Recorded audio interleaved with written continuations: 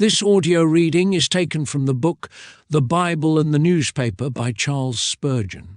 Our selected reading is entitled Benefit of Trial. Patience worketh experience, and experience hope. Romans 5:4. Thy servant slew both the lion and the bear, and this uncircumcised Philistine shall be as one of them. 1 Samuel 18:36.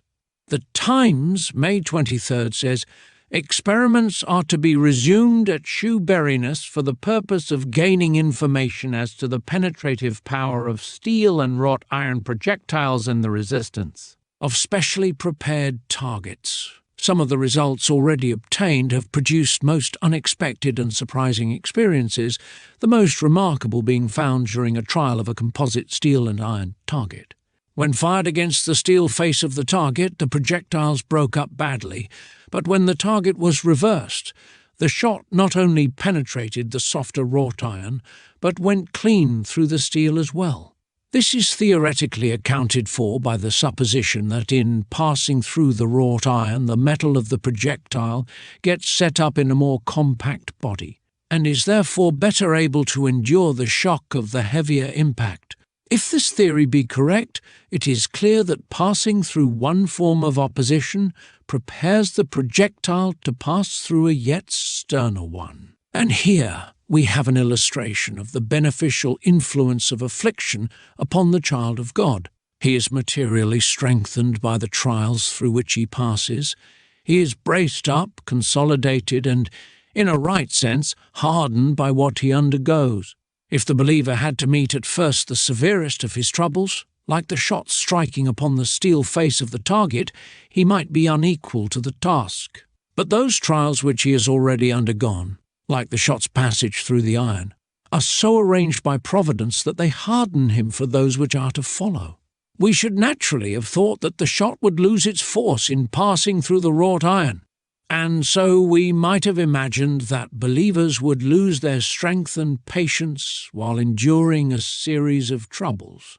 But instead thereof, as the projectile by its passage through the iron is prepared to pass through the steel, so the earlier trials of the believer render him capable of enduring those which are yet more terrible.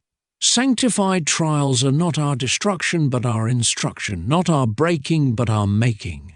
There are great wonders in the material world, and there are equal marvels in the spiritual world. Only by experiment do the gunners at Shoeburyness come to understand the results of their science, and only by experience can believers understand the influence of trials when God sanctifies them by His grace. Often are the engineers surprised by their discoveries, and even more often is this the case with experimental Christians. It would seem possible to drive a shot through anything, whether it be iron or steel, and so all things are possible to him that believeth. Yet the projectile can do most when it has become most compact, and so can the believer when he is most consolidated by trial. A hard target can be penetrated by a still harder shot, and when we meet with great difficulties, we must pray for a great heart, firm opposition must be overcome by a firm will, and hard trials by a harder resolve. Perhaps we shall never reach this state of compacted manhood except by stern adversity. We shall not be able to face the Philistine until we have first slain both the lion and the bear. Weapons intended for stern battles must be annealed in the fire, guns must go to the proof house before they are trusted in action, and vessels which are to ride Atlantic, billows, must bear many 1,000 blows from the hammer before they are launched.